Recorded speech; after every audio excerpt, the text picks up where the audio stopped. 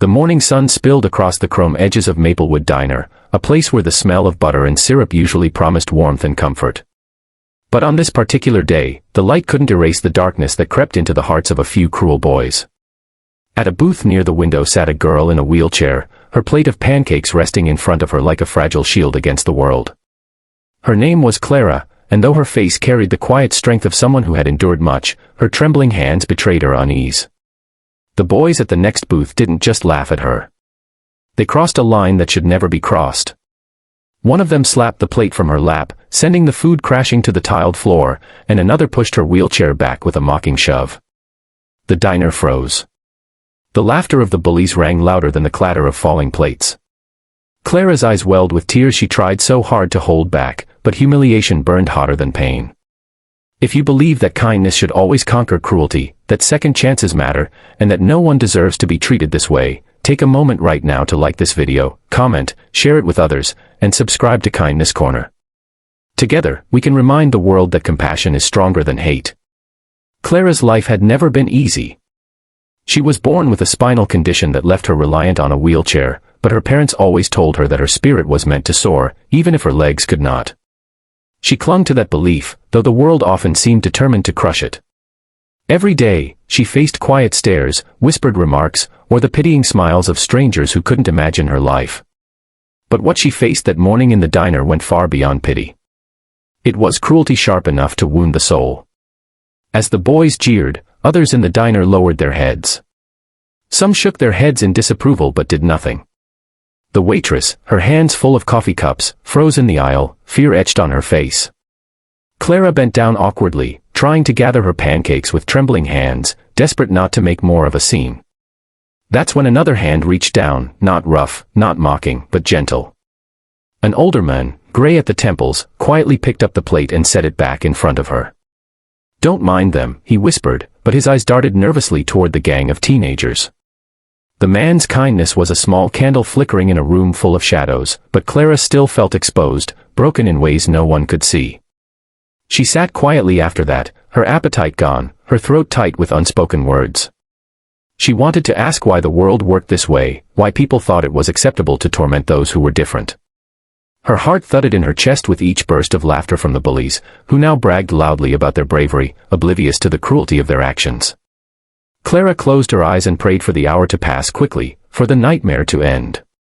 An hour later, something unexpected happened, something that shifted the entire energy of the diner.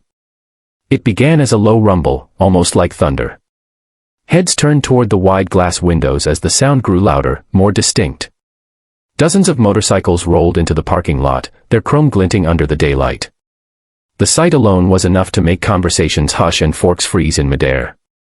The unmistakable insignia of the Hells Angels was emblazoned on their leather jackets as they parked in a perfect line, engines growling like an approaching storm. The bullies, who just moments ago carried themselves with arrogance, suddenly grew restless. Their smirks faltered. Everyone knew the reputation of the Hells Angels, fierce, fearless, and unafraid to stand their ground. When the door of the diner swung open, the bell jingled softly, but the silence that followed was louder than anything. A towering man with a beard and steel-hard eyes walked in, his vest heavy with patches. Behind him came another, and then another, until the diner felt smaller, its air charged with tension. Clara's eyes widened, her pulse racing with both fear and wonder. The man at the front scanned the room, his gaze sharp as it swept over the bullies. Then his eyes softened when they landed on Clara. It was as though he understood everything without a single word being spoken. He stepped closer, his boots heavy on the tiled floor, and knelt beside her. For the first time since that morning, Clara didn't feel small. She felt seen. Protected. The leader, whose name was Rourke, turned his head slowly toward the bullies. They sat frozen, pale faces betraying their guilt. No one dared laugh now. Rourke's voice was low, steady, but powerful enough to cut through the silence. Though Clara couldn't hear his exact words, she saw the shame wash over the bullies' faces as their bravado melted away. One by one, they slid out of the booth and stumbled toward the exit, heads lowered, avoiding every gaze. They didn't dare meet Clara's eyes again. Outside, the motorcycles formed a wall of steel and leather, ensuring the boys' humiliation was complete before they fled. But Rourke didn't stop there. He called over the waitress, placed a large bill on the table, and told her to bring Clara anything she wanted, pancakes, milkshake, pie, the whole menu if she liked. He told her she was stronger than any of the cowards who had tried to break her spirit. Then, in a gesture no one in that diner would ever forget, he removed his own leather vest, draped it gently across Clara's shoulders, and told her she was now family. Tears streamed down Clara's face, not tears of humiliation, but tears of gratitude. In that single hour, her life had shifted. What began as a morning of pain became a moment of profound transformation. She realized kindness can come from unexpected places, and that sometimes the fiercest-looking people carried the softest hearts. The diner erupted in quiet applause, some patrons wiping tears from their eyes. The waitress hugged Clara, promising her that she'd never again sit in that diner feeling invisible. For the first time in a long time, Clara felt a surge of hope. She realized that though cruelty existed, so did courage, and sometimes strangers could step in to rewrite the ending of your story. If this story has touched your heart and reminded you that kindness can rise even in the most unlikely of places, please take a moment to like this video, share it with friends, subscribe to Kindness Corner, and leave a comment below. Your support helps us continue spreading stories that inspire and heal.